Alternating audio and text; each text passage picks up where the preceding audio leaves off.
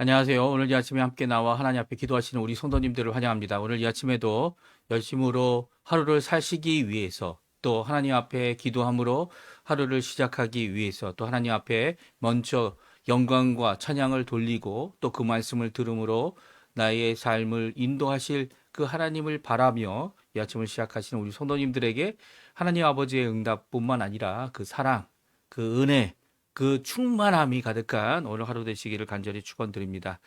우리 합심하여 기도하시면서 이 아침 기도에 시작하기 원하는데요. 우리가 날마다 드리고 있는 기도 제목 잘 기억하시죠? 우리 합심하여 기도하시면서 하나님 앞에 같이 이 아침 기도에 시작하도록 하겠습니다. 같이 기도합니다. 할렐루야. 하나님 아버지 감사합니다. 오늘도 이 아침에 하나님 앞에 나와 기도하면서 이 아침을 시작합니다. 하나님의 나라, 하나님의 의, 하나님의 영광을 구하는 저희들에게 오늘도 함께 하시는 귀한 역사가 가득한 하루가 되게 도와주시고 주님께서 오늘도 붙들어 주시는 귀한 역사를 통해 하나님 앞에 큰 영광 돌리는 저희가 되도록 역사하여 주시옵소서. 특별히 그리스도의 말씀, 그리스도의 성령의 충만함, 섬김, 믿음, 사랑, 소망, 이 가득한 열방이 하나 된 살아있는 교회 회복을 주님 허락해 주시고 전쟁의 멈춤과 하나님의 평강이 임하는 현 역사가 있도록 주님 오늘도 인도해 주시고 오늘도 붙들어 주시옵소서. 특별히 교회 제자 훈련 과정에 속한 모든 사람들을 위해 기도합니다. 그 기도 제자 관련 훈련 과정 가운데 또 그 일을 위하여 사역하는 자들 또 훈련 과정 가운데 예수 그리스도의 제자가 되어지는 현 역사가 있게 도와주시고 하나님이 주시는 그 훈련 과정을 잘 마침으로써 또 그 과정이 맞춰졌다고 해서 끝나는 것이 아니라 하나님 앞에 정말 거룩하고 온전하며 하나님이 기뻐할 만한 하나님의 쓰임받기에 합당한 정결하고 거룩한 자들이 다 되도록 주님 역사하여 주시옵소서. 우리 조국 대한민국을 위해 기도합니다. 지금도 열심히 기도하고 있고 자유평화 통일을 위해 강구하고 있는 우리 한국교회를 기억해 주시고 하나님 앞에 기도할 때마다 하나님 앞에 응답받는 그들의 삶 가운데 하나님 앞에 큰 영광 돌리는 진정한 역사가 있도록 허락하여 주시고 우리 이곳 아르헨티나도 주님 위정자를 위해 기도하오니 주님 지혜를 주시고 아버지 위정자들이 하나님 앞에 마땅히 이루어야 될 귀한 아르헨티나의 변화 그리고 아르헨티나가 이제는 아버지 하나님 주님 앞에 주님 원하시는 귀한 회복 특별히 영적인 회복 신앙 회복이 있고 영적인 부흥 신앙 부흥이 있는 귀한 역사가 있게 도와주시고 재정적인 모든 문제도 이 나라가 겪고 있는 이 모든 문제도 주님께서 올바른 길로 인도해 주셔서 이 나라가 주님 앞에 마지막 때 쓰임받는 귀한 나라가 되게 허락하여 주시고 그래서 아버지 하나님의 복음을 대한민국인 북방부에서 남반부에서는 아르헨티나가 귀하게 전하는 귀한 나라들이 되도록 주님 역사하여 주시옵소서. 우리 한인교포교회, 한인교포사회, 한인교포 초년들을 위해 기도합니다. 주님께서 오늘도 붙들어 주시고 오늘 이 하루 주님 이 3일이 되는 수요일에 모여 하나님 앞에 드리는 예배도 드리는 성경 공부도 드리는 모든 모임들 가운데 주님 아버지 정말 성령의 충만함이 가득하고 주님 앞에서 살아가는 믿음의 삶을 제대로 살아가는 귀한 역사가 있도록 허락하여 주시옵소서. 또 우리 교회와 또 교회 사역을 열심히 하셨던 우리 선배 사역자들 주님 기억해 주시고 한 사람 한 사람 건강하게 도와주시고 그 정정한 가운데 있지만 아버지 그럼에도 불구하고 이 아르헨티나를 위해 기도할 때 주님 아버지 한 사람 한 사람이 주님 앞에 기도하는 모든 것들을 응답받게 도와주시고 이곳에 남아 아버지 하나님 함께 영적인 삶을 또 함께 열심을 내어서 사역하고 수고하는 모든 것 가운데 하나님께서 붙들어 주시고 주님 원하시는 귀한 은혜의 삶을 제대로 살 수 있도록 하나님 앞에 믿음의 아버지의 모범이 되어지는 귀한 자리가 되도록 허락하여 주시고 우리 선교사님들 우리 부에노스아이레스 주변에 하나님의 교회를 세우고 또 주님의 교회를 세우고 주님의 복음을 전하며 열심을 내는 그 모든 것 가운데 함께 해주시고 또 그뿐만 아니라 우리들 가운데서도 멀리 있거나 가까이 있거나 또 저기 스리랑카에 있는 모든 선교사님들을 주님 지켜주시고 그들을 붙들어 주셔서 그곳에서 전하는 귀한 말씀들이 그 헌신하는 모든 것들이 귀한 풍성한 열매를 맺도록 주님 역사하여 주시옵소서. 교회들을 붙들어 주시고 교회의 참 주인 되시는 예수님께서 참 주인 되심을 드러내 주시고 교회의 변화, 교회의 새롭게 함 이 모든 것들이 주님께 달려 있사오니 주님 아버지 회개하여 가슴을 치는 교회들마다 주님 신앙적인 부흥을 영적인 부흥을 수적인 부흥을 은혜의 부흥을 주님께서 허락하여 주시옵소서. 주님 이루어 주시옵소서. 우리 다 같이 사도신경으로 우리의 신앙을 고백하시면서 2025년 7월 16일 수요일 아침 기도회를 하나님께 드리겠습니다. 전능하사 천지를 만드신 하나님 아버지를 내가 믿사오며 그 외아들 우리 주 예수 그리스도를 믿사오니 이는 성령으로 잉태하사 동정녀 마리아에게 나시고 본디오 빌라도에게 고난을 받으사 십자가에 못 박혀 죽으시고 장사한 지 사흘 만에 죽은 자 가운데서 다시 살아나시며 하늘에 오르사 전능하신 하나님 우편에 앉아 계시다가 저리어서 산 자와 죽은 자를 심판하러 오시리라. 성령을 믿사오며 거룩한 공예와 성도가 서로 교통하는 것과 죄를 사하여 주시는 것과 몸이 다시 사는 것과 영원히 사는 것을 믿사옵나이다. 아멘. 우리 조금 전에도 반주로 들었던 찬양 교회여 일어나라, 우리 같이 하나님께 찬양 드리겠습니다. 우리 고백하는 마음으로, 간구하는 마음으로 하나님 앞에 열심으로 우리 교회를 위해 기도하는 귀중한 이 오늘 하루, 이 아침 되었으면 하는데요. 특별히 이 찬양을 통해 교회가 주님 앞에 새롭게 부흥하는 신앙 부흥의 영적 부흥의 역사가 있게 해달라고 기도하면서 찬양하겠습니다. 교회여 일어나라, 주께서 부르시니 두려움과 실패 내려놓고 교회여 일어나라, 교회여 일어나라, 교회여 일어나라, 주께서 보내시니 우릴 부르신 삶의 자리에서 교회여 일어나라. 우린 세상의 빛, 하나님의 편지,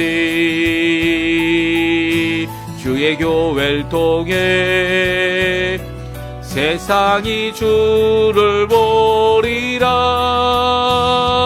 일어나라, 아버지 사랑으로,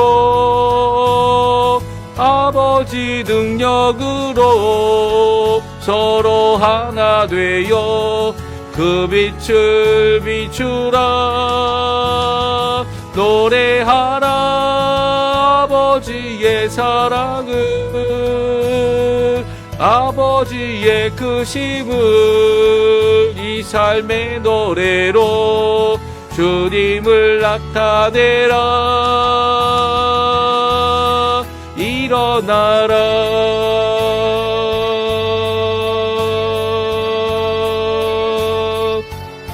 다시 한번 찬양합니다.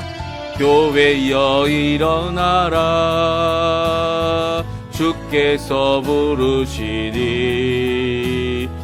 두려움과 실패 내려놓고 교회여 일어나라, 교회여 일어나라, 주께서 보내시니 우릴 부르신 삶의 자리에서 교회여 일어나라. 우린 세상의 빛, 하나님의 편지, 주의 교회를 통해 세상이 주를 보리라. 일어나라, 아버지 사랑으로, 아버지 능력으로 서로 하나 되어 그 빛을 비추라. 노래하라, 아버지의 사랑을, 아버지의 크심을 이 삶의 노래로 주님을 나타내라. 일어나라, 아버지 사랑으로, 아버지 능력으로 서로 하나 되어 그 빛을 비추라. 노래하라, 아버지의 사랑을, 아버지의 크심을 이 삶의 노래로 주님을 나타내라. 일어나라.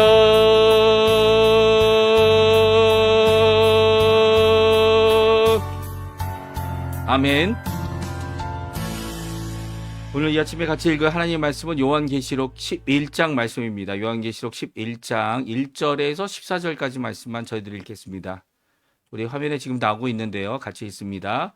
또 내게 지팡이 같은 갈대를 주며 말하기를 일어나서 하나님의 성전과 제단과 그 안에 경배하는 자들을 측량하되 성전 바깥 마당은 측량하지 말고 그냥 두라. 이것은 이방인에게 주었은즉 그들이 거룩한 성을 42달 동안 짓밟으리라.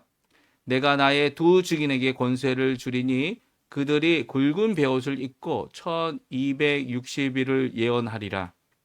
그들은 이 땅의 주 앞에 서 있는 두 감람나무와 두 촛대니 만일 누구든지 그들을 해하고자 하면 그들의 입에서 불이 나와 그들의 원수를 삼켜 버릴 것이요 누구든지 그들을 해하고자 하면 반드시 그와 같이 죽임을 당하리라.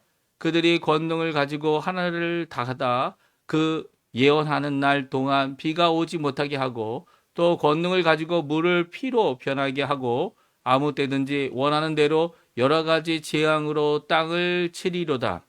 그들이 그 증언을 마칠 때에 무적행위로부터 올라오는 짐승이 그들과 더불어 전쟁을 일으켜 그들을 이기고 그들을 죽일 터인즉 그들의 시체가 큰 성 길에 있으리니 그 성은 영적으로 하면 소돔이라고도 하고 애굽이라고도 하니 곧 그들의 주께서 십자가에 못 박히신 곳이라. 백성들과 족속과 방언과 나라 중에서 사람들이 그 시체를 사흘 반 동안을 보며 무덤에 장사하지 못하게 하리로다. 이 두 선지자가 땅에 사는 자들을 괴롭게 한 거로 땅에 사는 자들이 그들의 죽음을 즐거워하고 기뻐하여 서로 예물을 보내리라 하더라. 3일 반 후에 하나님께로부터 생기가 그들 속에 들어가매 그들이 발로 일어서니 구경하는 자들이 크게 두려워하더라. 하늘로부터 큰 음성이 있어 이리로 올라와라 함을 그들이 듣고 구름을 타고 하늘로 올라가니 그들의 원수들도 구경하더라. 그때 큰 지진이 나서 성 10분의 1이 무너지고 지진에 죽은 사람이 7천이라. 그 남은 자들이 두려워하여 영광을 하나님의 하늘의 하나님께 돌리더라. 둘째 화는 지나갔으나 보라 셋째 화가 속히 이르는도다. 아멘. 오늘 이 아침에 함께 나와 하나님 앞에 기도하시며 간구하시는 우리 성도님들에게 오늘도 주님께서 주시는 귀한 말씀을 통하여 우리에게 경고하시고 또 우리가 마땅히 이 땅에서 해야 될 교회로서의 삶, 특별히 전쟁 중입니다. 영적인 전쟁 중인 거죠. 성전되고 증인된 교회는 영적인 전쟁 가운데 있다라고 하는, 우리가 뭐 실제적으로 이란이나 아니면 이스라엘이나 이런 이 국가들의 싸우는 이 모습 가운데 그 가운데 참전한다 뭐 그런 의미가 아니에요. 이것은 바로 복음을 전하는 마땅한 교회의 사명을 이루기 위해 한 영혼 한 영혼을 어두움으로부터 한 영혼 한 영혼을 죄의 종되었던 자들을 다 주께로 돌아올 수 있도록 열심을 내서 한 사람 한 사람을 귀히 여기고 천하보다 귀히 여기시는 그 하나님의 모습을 따라 이 복음을 전함으로 받게 되는 핍박, 어려움, 고난, 환난 이 모든 것들을 우리가 갖고 있는 거죠. 우리가 갖고 있는, 우리 교회가 갖고 있는 겁니다. 그 갖고 있는 이 모든 과정을 이 전쟁이다. 오늘 성경은 표현하고 있는 것을 보게 됩니다. 오늘 특별히 요한계시록 11장 1절에 14절까지는요. 이 많은 어려움이 있어요. 어떤 어려움입니까? 이걸 갖고 이제는 7년 대환란이다. 뭐 이렇게 표현하거나 아니면 천년 왕국이다. 이렇게 표현하거나 아니면 이런 여러 가지 해석들이 있습니다. 사실 세대주의적 해석은요. 이 예수님이 두 번 오신다. 그렇죠? 공중 재림과 그리고 또 지상 재림. 예. 이 지상까지 내리고 오신다. 그래서 이제 그로부터 천년 왕국이 되어진다. 아니면 그 전에 되어진다. 이렇게 주장하고 있기 때문인데요. 사실 성경에는 예수님의 재림은 단회적으로 기록되어져 있습니다. 그러니까 예수님은 한 번 오시는 거지. 그러니까 초림 이후에 다시 오시겠다 하신 그 예수님의 재림은 단회적. 그러니까 한 번이지 두 번이 아닙니다. 심지어는 이 두 번이라고 주장하는 이 이단 중에 하나가 무엇이냐면 바로 여호와 증인들이죠. 왜 여호와 증인들이 왜 두 번 온다고 이야기하고 공중 재림을 그들이 주장하고 있습니까? 그 이유는 이 예수님이 오신다고 이제 어, 허셀이라고 하는 이 창시자가 있죠. 그 여호와 증인 창시자들이 예수님이 오신다 날짜까지 발표를 했어요. 근데 예수님이 안 오신 겁니다. 첫 번째도 안 왔고요. 두 번째도 안 왔고요. 그러니까 두 번째까지 안 오니까 세 번째를 발표하기를 주저하다가 이미 오셨다. 이렇게 발표를 했죠. 그래서 이미 오셨다라고 해서 이 여호와 증인들이 발표한 이 예수님의 재림은 어떤 재림입니까? 영적인 재림, 공중 재림을 주장합니다. 그리고 또 이제 예수님이 실제적으로 오시는 재림이 한 번 더 있을 것이다. 이게 세대주의적 재림에 대한 사상이에요. 그러니까 이렇게 실패하게 되니까 잘못 예언하게 되니까 이게 뭐 공중 재림이다 핑계될 수 있는 자리를 만들어 놓은 것이죠. 하지만 성경에서는 예수님의 재림이 두 번 있다 말씀한 적은 없습니다.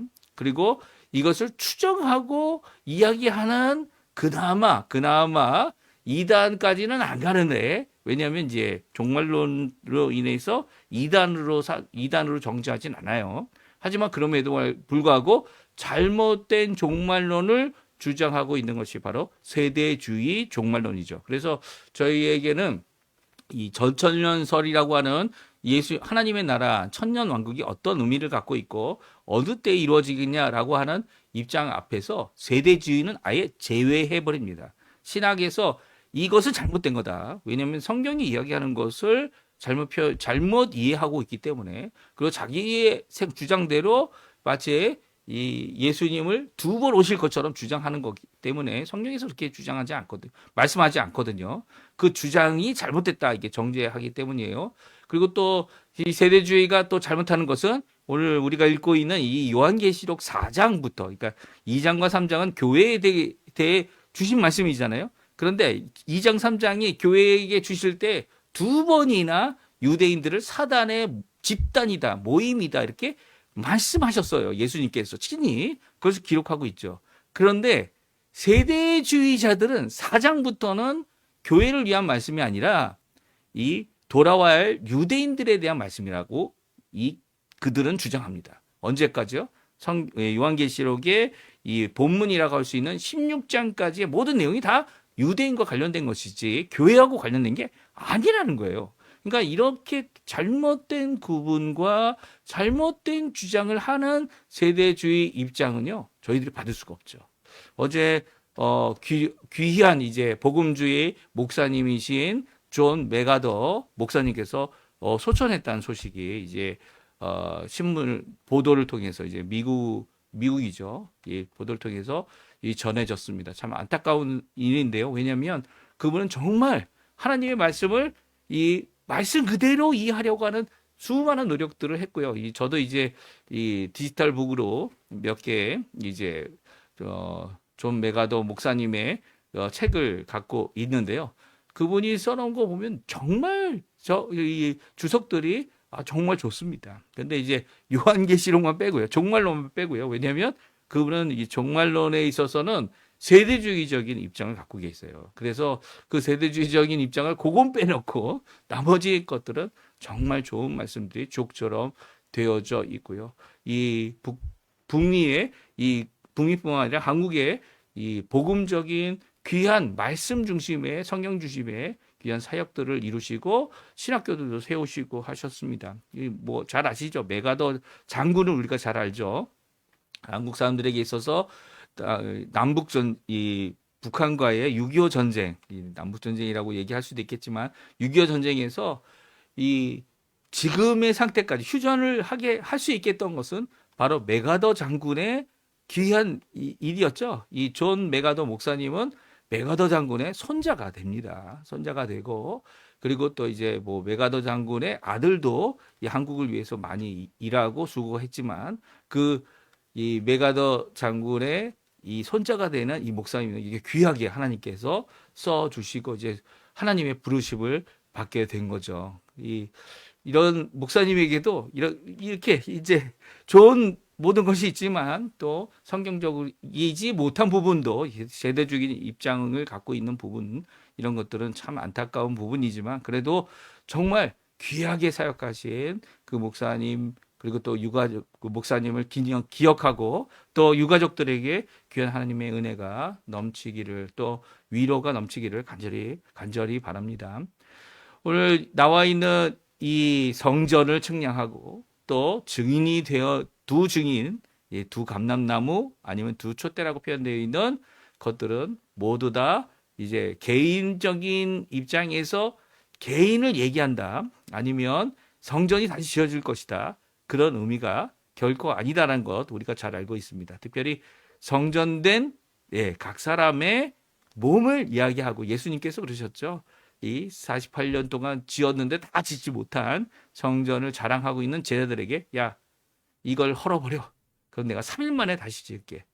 왜 그렇게 얘기하셨습니까? 성전된 예수님의 몸을 말씀하셨다라고 성경은 기록하고 있습니다. 그리고 예수님께 십자가에 달려 돌아가시고 부활하신 후에야 3일 후에 부활하신 후에야 그 말씀이 이 성전 건물이 아니라 이 예수님의 십자가에 죽고 부활하실 그 사건을 말씀하신구나라는 것을 이해하게 되었다. 성경은 기록하고 있어요.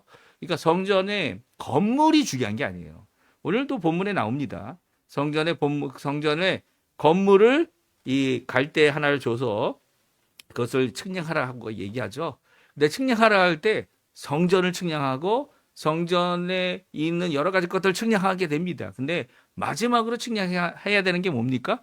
성전에서 섬기는 자들을 측량하라고 얘기해요. 그러니까 건물만이 아니라 그 안에 있는 사람들을 측량하죠. 이건 좀 에스겔서하고 좀 다른 것이다 이렇게 생각할 수가 있어요. 에스겔서도 하나님께서 측량하라는 이 잣대를 주시고 이 앞으로 지어질 성전을 측량하여 기록하라라고 말씀하시죠.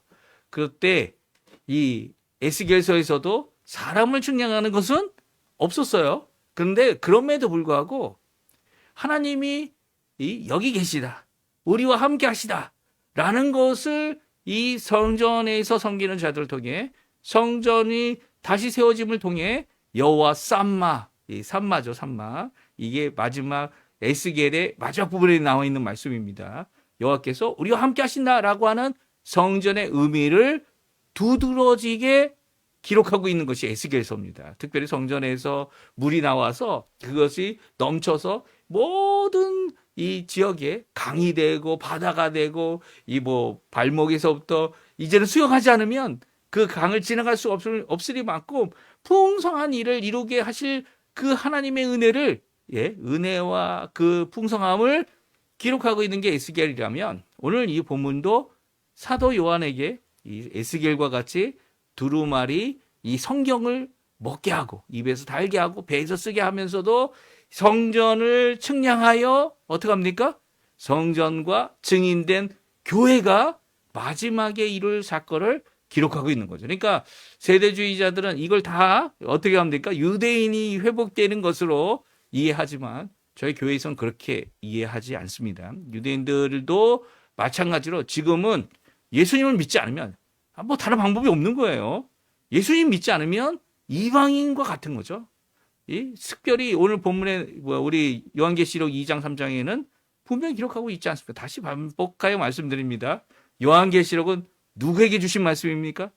하나님께 주시고 이것이 복음을 전하는 것이 아니라 교회에 주고 계신 거죠. 교회에 정신 차리라고. 또 교회가 회복되어지고 교회가 순교하는 이 어려운 가운데 교회가 위로받기 위해서 주신 말씀이 요한계시록이에요.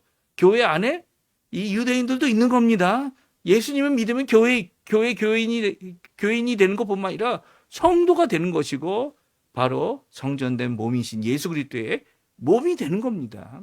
이렇게 이해를 해야 되는데 이 신약 전체가 예수님께서 이 모든 말씀을 복음서뿐만 아니라 바울 선생 이 모든 말씀들을 이렇게 주셨는데도 마치 이게 딴 것처럼 이렇게 종말론에 가서는 딴짓을 해버리는 이 구약으로 돌아가려고 하는 이런 시도들이 참 안타깝기만 해요. 오늘 본문의 말씀 저희들이 같이 읽어보면서 오늘 교회가 해야 될 우리가 이 주님 앞에 힘들고 어려운 교회 사장이지만 이 교회 건물 유지하는 게 너무 힘들고 성도들을 이 케어하는 게 너무 힘들어 보이지만 그럼에도 불구하고 우리가 가진 이 사명, 이 땅에서 사명이 어떤 것인지를 함께 살펴보는 귀중한 이 시간이 되셨으면 합니다. 성전을 측량하는 이유가 있습니다. 첫 번째는 하나님의 소유다. 너희들은 하나님의 소유다. 이 성전이 하나님의 성전이죠. 그리고 하나님의 성전된 예수 그리스도의 몸을 갖고 이 우주적인 교회 안에 있는 자들이 바로 성도들이고요. 성령님께서 각 사람에게 임하여서 하나님의 소유됨을 인침을 받아 하나님의 종들, 이 종들이라는 표 자체도 하나님께 소유됨을 드러내는 거죠. 이렇게 성전의 측량의 이유는 첫 번째는 하나님의 소유고요. 두 번째는 하나님의 보호하심입니다. 성전을 세우시고 성벽을 세우시고 회복하였던 구약의 두 번째 성전과 같이 오늘 이 다시 한번 물론 이제 사도 요한 때에도 이미 성전은 무너지고 없어졌고요. 뿐만 아니라 이제는 성전 안에 있는 이 성계도 없죠. 성계도 언약계도 없고 그 언약이 다 이루어졌습니다. 예수님 안에. 그러니까 다시는 성전이 필요 없는 겁니다. 성전이 필요 없어요. 왜냐하면 예수님께서 성전의 역할을 다 이루셨고요. 성전은 바로 그 오실 예수님을 드러내기 위하여 준비된 것이기 때문이에요. 그래서 이제는 성전이라는 의미가 어떤 의미라고요? 바로 교회를 가리키는 거다. 그러니까 하나님의 소유와 하나님의 보호를 받는 교회를 가리키는, 교회가 이 땅에 있으면서 환난받고 어려움 당하고 옳은 소리 한다고 이리 치고 저리 치고 정치인들, 위정자들, 이 여러 가지 세상 세력의 유혹과 넘어짐과 어떻게든 그 거룩한 곳을 더럽히려고 하고 정결한 것을 이 온전치 못하게 하려고 하는 모든 시도 가운데 교회는 이 하나님 앞에 순결을 지켜야 하고 그 교회는 거룩함을 지켜야 하고 또 교회는 그 말씀을 지켜 이루어야 하는 귀한 사명이 있는 거죠. 그런데 그것을 교회가 스스로 할 수 있다. 이 큰 착각입니다. 우리가 열심을 내서 죽게 되면 누가 하겠냐? 그것도 큰 착각이에요. 이 모든 것은요. 하나님께서 해주시는 거죠. 사실 교회 여기에 보기엔 두 증인이 무슨 힘이 있습니까? 권세를 하나님이 주셨기 때문에 힘이 있는 거죠. 그리고 성전이 세워진다고 무슨 의미가 있습니까? 예수님에 대한 메시아에 대한 온전한 믿음이 없으면 소용없는 거죠. 이 모든 것 가운데 스스로 할 수 있는 것은 아무것도 없는 거예요. 교회도 그렇고 이 교회도 할 수 있는 것은 하나님의 성령이 충만 없이는 하나님의 놀라운 역사를 이룰 수가 없는 거죠. 우리가 아무리 전한다 할지라도 듣지 않으면 소용없잖아요. 예? 듣게 하실 분은 열린 문을 만드시는 분은 하나님이십니다. 그런데 그렇다고 해서 우리가 아무것도 안 하면 그것도 잘못된 거죠. 하나님이 열심히 하시고 계신데 우리는 그 열심을 따라서 하나님 우리를 써주십시오. 하나님 역사해 주십시오라고 말은 하면서도 그 사역에 나아가지 않는다면 그것도 잘못된 거죠. 그러니까 우리도 열심을 냈지만 기억해야 될 게 있다는 거예요. 그것은 우리 힘으로는 안 되지만 하나님의 힘으로 하나님께서 이루실 것이다라고 하는 귀한 소망을 품고 그 믿음을 갖고 지금도 힘들고 어렵지만 환난 가운데 죽을 위험이 있어도 죽음을 뛰어넘는 귀한 하나님의 사역을 이루어야 되는 것이 교회라는 겁니다. 우리 한번 읽어볼까요? 1절, 2절 말씀인데요. 우리 성전을 측량하라고 하는 귀한 말씀 같이 한번 읽어보겠습니다. 또 내게 지팡이 같은 갈대를 주며 말하기를 일어나서 하나님의 성전과 제단과 그 안에 경배하는 자들을 측량하되 성전 바깥은 측량하지 말고 그냥 두라. 이것은 이방인에게 주었은즉 그들이 거룩한 성을 42달 동안 짓밟으리라. 아멘. 1절과 2절은요. 이제 이 두루마리 성경을 작은 책을 먹어서 입에 달고 배에 쓴 경험을 한 사도 요한에게 이제 성전을 이 갈대 막대기를 가지고서 이 성전과 제단을 재라는 겁니다. 측량하라는 명령을 하죠. 근데 그 측량을 하는 과정 가운데 또 누구를 측량하라고 얘기합니까? 경배하는 자들을 측량하라 말씀해주고 있어요. 그래서 여기에 이 측량하는 이유가 바로 누구를 위한 겁니까? 바로 하나님 앞에 예배드리고 하나님의 성전에 가까이 가며 하나님을 영원히 찬양하는 하나님의 백성들, 하나님의 종들, 이게 누굽니까? 하나님의 인치심을 받은 자들이죠. 그들이 누굽니까? 예수 그리스도를 믿는 자들입니다. 이미 구약에서는 14만 4천 명으로 끝났습니다. 예? 물론 14만 4천 명이라는 이 표현은 세일 수 있다는 가능성을 이야기해 주는 거죠. 그래서 그 숫자가 정말 14만 4천 명으로 끝나는 겁니까? 그거는 모르는 거예요. 그 상징적인 숫자입니다. 실질적인 우리가 계산할 때 쓰는 숫자가 아니라는 말씀이에요. 하지만 그들의 이렇게 14만 4천여 명이라고 하는 숫자적인 의미에서 셈을 하여 이미 받아 끝난 백성들이 구약 백성들이라면 신약 백성들은 아직도 많아지고 있는 거죠. 그래서 그 셀 수 없어, 우리 사람이 셀 수 없을 만큼 그 셀 수 없는 수많은 사람들이 하나님 앞에 이 어린 양 앞에 나와서 찬양과 경배를 드리게 됩니다. 그것은 그들이 인치심을 받아 하나님의 사람이 되어진 사람들이죠. 그리고 하나님의 종들이라는 겁니다. 그러니까 구약 시대나 신약 시대나 이 하나님의 사람들이 하나님 앞에 가까이 나와 하나님 앞에 찬양하는 것을 성경은 기록하고 있어요. 그렇게 기록하고 있는 것을 보게 되면 오늘 이 제단을 측량하라는 이 명령은 바로 경배하는 자들, 하나님을 찬양하는 자들, 이제는 성전 없이도 지성소에 성전 없이도 하나님 앞에 다른 어떤 인간 제사장 필요 없이 하나님 앞에 얼마든지 나가서 예수 그리스도의 이름으로 기도하고 간구하고 하나님을 찬양하고 예비드리는, 그래서 더 이상 성전이 필요 없는 겁니다. 지성소를 나누고 성소를 나누고 성전 뜰을 나누고 이방인들에게 주고 이 모든 것들이 다 필요 없는 거죠. 왜요? 이제는 예수 그리스도의 보혈로 휘장이 열려졌고요.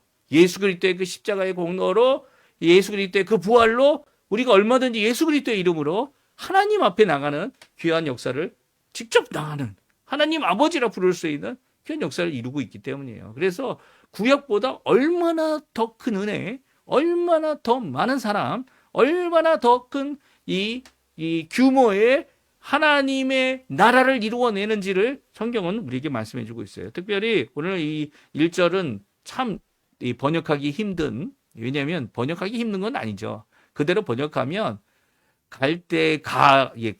여기 보면 지팡이 같은 갈대를이라고 해서 목적어로 번역하고 있는데요. 이건 의역입니다. 그리고 또 이 갈대가 주어가 되고요. 그리고 수동태로 주어졌다. 누가 주었는지를 몰라요. 그러니까 그리고 여기 말했다라는 것도 누가 말했는지 모릅니다. 문맥상으로 보게 되면 10장 마지막 절에 그 작은 성경책 두루마리를 입에 먹은 받아 먹었을 때 힘센 천사로부터 받지 않습니까? 그러니까 이 지팡이도 힘센 천사가 준 거 아니냐라고 번역한 성경들도 있고요. 이것을 하나님이 주셨다라고 번역하는 성경도 있고요. 하나님이 직접 주셨다. 또 이것을 주긴 줬는데 이렇게 어떠한 특정한 인간, 특정한 사람 한 사람을 통해 주신 게 아니고 많은 사람들을 통해 주었다라고 번역하는 성경도 있습니다. 특별히 이제 많은 사람 복수로 번역하고 있는 것은 이 캐톨릭 성경들이 다 그렇게 번역하고 있더라고요. 그러니까 이 부분에 있어서 누가 이것을 주었느냐? 근데 특별히 오늘 지금 읽은 1절, 2절 나오지 않지만 3절과 4절에 가보면 증인에 대한 이야기를 할 때 내 증인이라는 표현을 쓰십니다. 그러니까 그것을 통해서 이것이 하나님이 주신 거다라고 생각할 수 있죠. 예, 여기 그리고 또 2절에 보게 되면 이 표현이 있습니다. 42달 동안 집 밟는다라고 하는 말씀이 기록되고 있어요. 근데 이 42달이 뭡니까?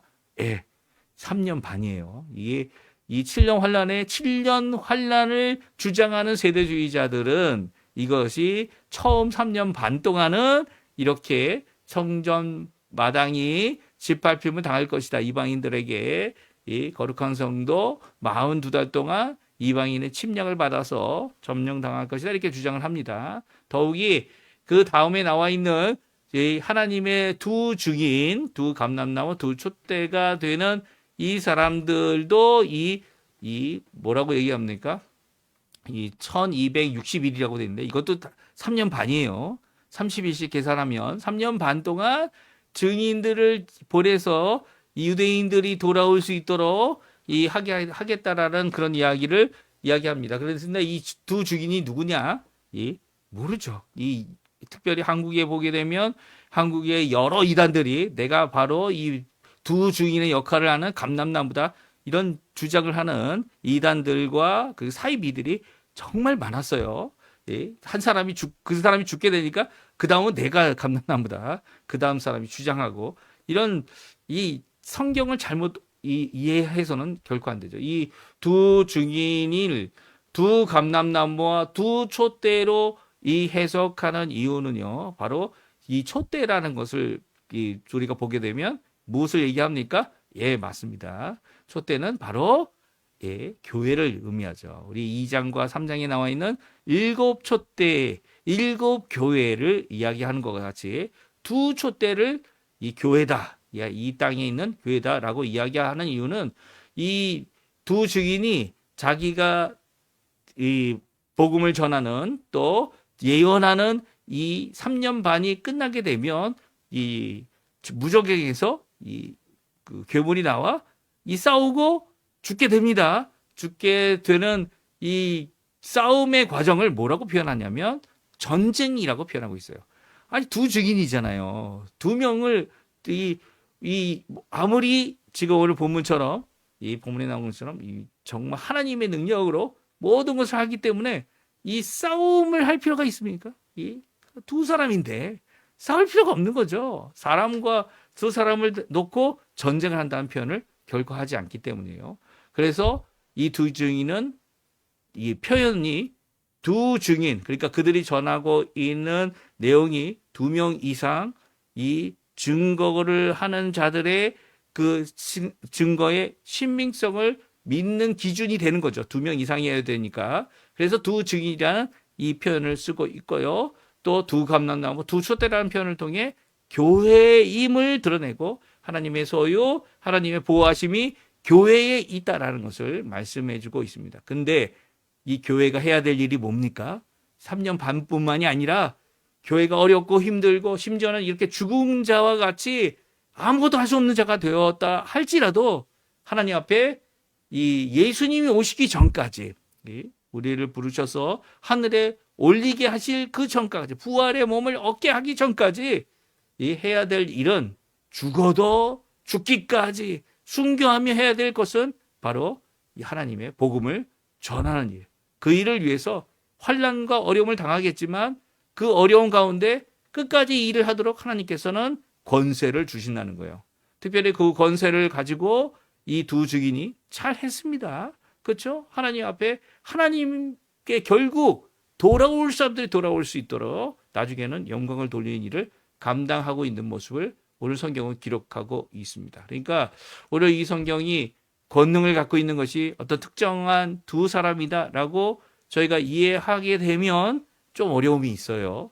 그러니까 이 두 사람이 갖고 있었던 승리, 그리고 두 사람이 이루어낸 이 모든 두 증인의 모든 모습, 또 성전을 측량하고 성전의 건물뿐만 아니라 장소뿐만 아니라 그 안에서 경배하는 자를 측량하라고 하는 이 말씀은 모두 다 이 두 가지가 다 교회를 의미하고 교회가 가질 승리, 교회가 가질 환난, 교회가 가질 죽음, 교회가 가질 회복을 하나님께서 이루신다. 또 결국 그것을 통해 하나님이 살아계심을 이 남은 자들에게, 다는 돌아오지 않겠지만 남은 자들에게, 또 돌아올 자들이 돌아올 수 있도록 다시 한번 일하시는 하나님의 놀라운 역사를 오늘 성경은 기록하고 있는 것입니다. 그러니까 7년 환난,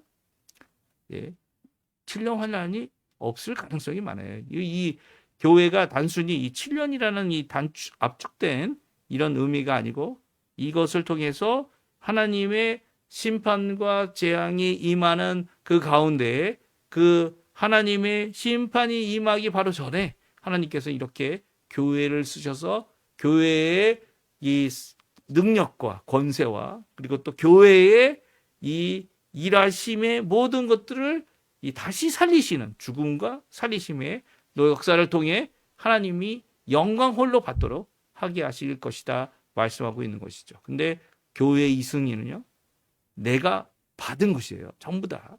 그렇죠? 하나님으로부터 받은 것이지 교회 스스로 갖고 있는 게 없는 거예요. 하나도. 하나님께서 일하실 때 각 개인에게 이런 능력을 이제는 더 이상 주시지 않으시겠죠. 왜냐하면 교회를 통해서 일하시기 때문이에요. 교회를 통해서 이 회복을 이루시고, 교회를 통해서 능력과 권세도 주시고요. 교회를 통해서 참 승리를, 이 살아남의 승리를 주실 것이기 때문입니다. 그래서 이 교회라는 것, 이 하나님이 쓰실 마지막 말씀, 물론 교회 자체 안에 있는 우리 각자는 너무나도 연약하죠. 교회 안에 있는 자들에게 이 7교회 중에 2교회 빼놓고는 다 혼났습니다. 다 혼났어요. 너희도 처음 사랑을 회복해라. 처음 행위를 가져라. 그럴 때 어떡하라고요? 어디서 떨어졌는지, 어디서 잘못됐는지 다시 잘 생각해보고 어떡하라고 얘기하십니까? 회개하라는 거예요. 회개. 교회는 회개하지 않는 곳이 아니에요. 이미 회개한 사람들이 모였지만 계속 회개해야 되는 겁니다. 계속 돌이켜야 돼요. 왜냐하면 우리는 인간이니까 이 땅에 사는 동안 또 넘어집니다. 또 잘못합니다. 또 힘들어집니다. 그때마다 예수 그리스도의 그 보혈로 회개해야 되죠. 나의 잘못으로 인정하고 하나님 앞에 돌아오는 일이 있어야 돼요. 교회는 그 회개를 하나님 앞에 드림으로, 물론 참된 회개가 있다 이렇게 저는 생각하지 않습니까? 그 회개가 뭡니까? 완전히 돌아서서 다시는 회개할 필요가 없는 상태라고 생각하면 큰 오해예요. 참된 회개는 이 하나님 앞에 이미 돌아와서 다시 한번 죄도 짓고 넘어지고 유혹에도 빠지고 이 모든 것들이 생길 수 있지만 그럼에도 죄의 지배를 받지 않는 거죠. 죄의 지배를 받지 않는다고 해서 예수님이 우리의 주님이시라고 해서 그냥 그 상태로 있으면 안 되는 거예요. 오히려 주님 앞에 회개하고 돌아서야 되는 거죠. 우리도 돌아서고 주님의 이 승리, 교회가 가지는 그 권세, 이 모든 것들을 주님 안에서 이루어내는 사명, 특별히 복음 전하는 사명을 이루어야 함을 오늘 성경은 우리에게 말씀해 주고 계신 거예요.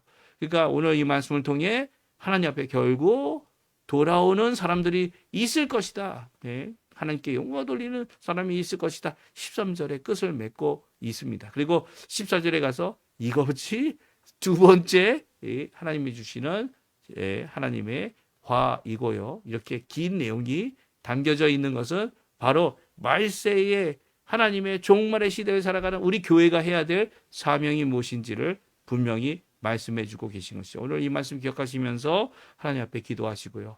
간구하시고 이 어려운 모든 것 가운데 우리 교회에게 주시는 말씀 잘 받으시고요.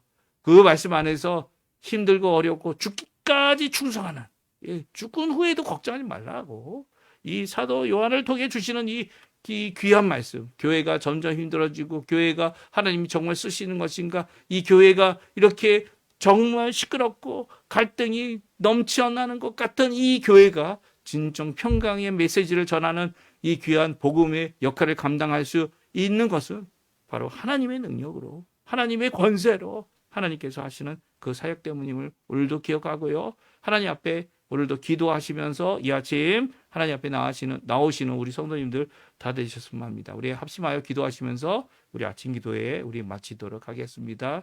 같이 합심하여 기도합니다. 할렐루야. 하나님 아버지 감사합니다. 오늘도 귀한 말씀을 통해 하나님 앞에 가까이 나와 귀한 말씀에 귀한 도전과 귀한 아버지 하나님 그 말씀 안에서 하나님 앞에 나옵니다. 환난과 어려움과 고통이 있으니까 이 땅을 살아가는 우리 백성들, 하나님의 자녀들, 아버지 하나님 중에 이 귀한 사명, 증인의 사명, 예수 그리스도를 전하고 복음을 전하고 하나님께 영광을 돌리게 할 귀한 하나님의 일꾼으로 이 마지막 종말의 시기에 아버지 하나님 주님 앞에 쓰임받는 저희가 되도록 주님 허락해 주시고 이 모든 것 가운데 하나님 붙들어 주시고 하나님께서 이루실 귀한 이 교회를 세우시고 교회를 회복하시고 교회를 살리시고 교회를 아버지 통하여 일하시는 귀한 역사가 우리 가운데 가득하도록 역사하여 주시옵소서. 오늘도 주님께 모든 것을 맡기고